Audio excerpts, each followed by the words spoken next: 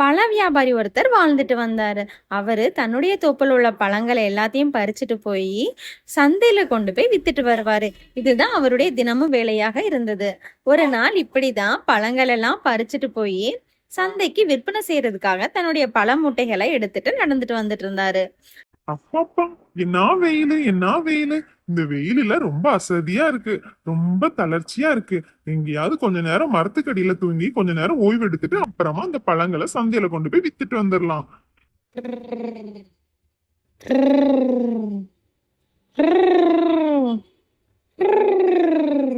பழ வியாபாரி ரொம்ப அசதியா இருந்ததுனால பழக்கூடைய தன்னுடைய பக்கத்துல வச்சுக்கிட்டு அவரு நல்ல கொரட்டை விட்டு தூங்கிட்டு இருந்தாரு. அந்த மரங்களுக்கிடையே ஒரு குரங்கு ஒண்ணு வாழ்ந்துட்டு வந்துச்சு. அந்த குரங்கு பயங்கரமான சேட்டையான குரங்கு.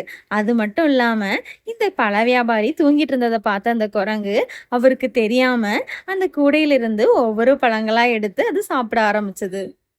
ஆகா, எவ்வளவு பழங்கள் எவ்வளவு பழங்கள்! எனக்கு பிடிச்ச வாழைப்பழம் இருக்குது, எனக்கு பிடிச்ச மாம்பழம் இருக்குது. எல்லாத்தையும் நான் இன்னைக்கு ருசி பார்க்க போறேன். அடடடடா, தினமும் இவர் வந்தா எனக்கு எவ்வளவு நல்லா இருக்கும். எப்பாப்பாப்பா, இந்த சாப்பிட்டா எனக்கு பயங்கரமான பசி தீரும். எனக்கு இந்த உணவெல்லாம் கிடைச்சதுக்கு ரொம்ப நன்றி. பழ வியாபாரி கொஞ்ச நேரத்திலேயே தூக்கத்துல இருந்து கண் விழிச்சாரு. கண் விழிச்சு பார்த்தா அந்த பழக்குடையில எந்த ஒரு பழங்களுமே இல்ல. கூடையே காலியா இருந்ததை பார்த்ததும் பழ வியாபாரி ரொம்ப ஷாக் ஆயிட்டாரு. ஐயோ, என்னுடைய பழங்கள் எல்லாம் காணுமே காணுமே. யார் எடுத்து சாப்பிட்டது? இங்க யாருமே இல்லையே. என்ன பண்றது? என்னுடைய பழங்கள் எல்லாம் காணுமே. இன்னைக்கு நான் விற்பனைக்காக கொண்டு போகக்கூடிய பழங்கள் எல்லாம் இப்படி ஏமாந்துட்டேனே. பழங்கள்லாம் எதுவுமே இல்லையே. இனி நான் காசுக்கு என்ன பண்ணுவேன்? சரி, நாளைக்கு மரத்துல நிறைய பழங்கள் இருக்கு, அதை பறிச்சுட்டு வந்தாவது விற்பனை செய்யலாம் அப்படின்னு சொல்லிட்டு மறுபடியும் வீட்டுக்கு கிளம்பிட்டாரு இந்த பழ வியாபாரி. மறுபடியும் அவருடைய வீட்டுக்கு போய் மறுபடியும் தோட்டத்துல இருந்து பழங்கள் எல்லாம் பறிச்சுட்டு மறுநாளும் விற்பனை செய்யறதுக்காக சந்தைக்கு அந்த வழியா தான் வருவாரு. மறுபடியும் அதே வழியா நடந்து வந்தாரு சந்தைக்கு போறதுக்காக. பழக்கூடையில நிறைய பழங்கள் எல்லாம் எடுத்துட்டு வந்தாரு. மறுபடியும் ரொம்ப அசதியா இருந்ததுனால கொஞ்ச நேரம் இந்த இடத்துல ஓய்வெடுக்கலாம்னு சொல்லிட்டு மறுபடியும் அந்த மரத்து பக்கம் உட்கார்ந்தாரு இந்த பழ வியாபாரி. இன்னைக்கும் எனக்கு மறுபடியும் நிறைய பழங்கள் கொண்டு வந்திருக்காங்க. நான் இன்னைக்கும் வயிறு நிறைய சாப்பிட போறேன்.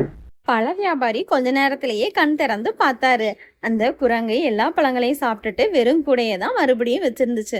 அதை பார்த்ததும் மறுபடியும் ரொம்ப வருத்தப்பட்டுட்டு அந்த வெறும் கூடைய மறுபடியும் வீட்டுக்கு எடுத்துட்டு போனாரு.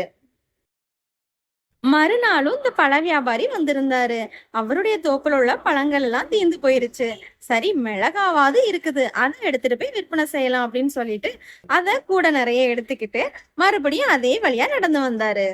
அந்த இடத்துல மறுபடியும் அந்த பழ வியாபாரி கொஞ்ச நேரமா ஓய்வெடுத்தாரு. அதை பார்த்து அந்த குரங்கு மறுபடியும் அந்த பழங்களை சாப்பிடுறதுக்காக கீழே இறங்கி வந்துச்சு. அப்பப்பா, எவ்வளவு அழகா கலரா இருக்குது. இந்த பழங்களை பார்க்கும்போது எனக்கு சாப்பிடணும் போல ரொம்ப ஆசையா இருக்குது.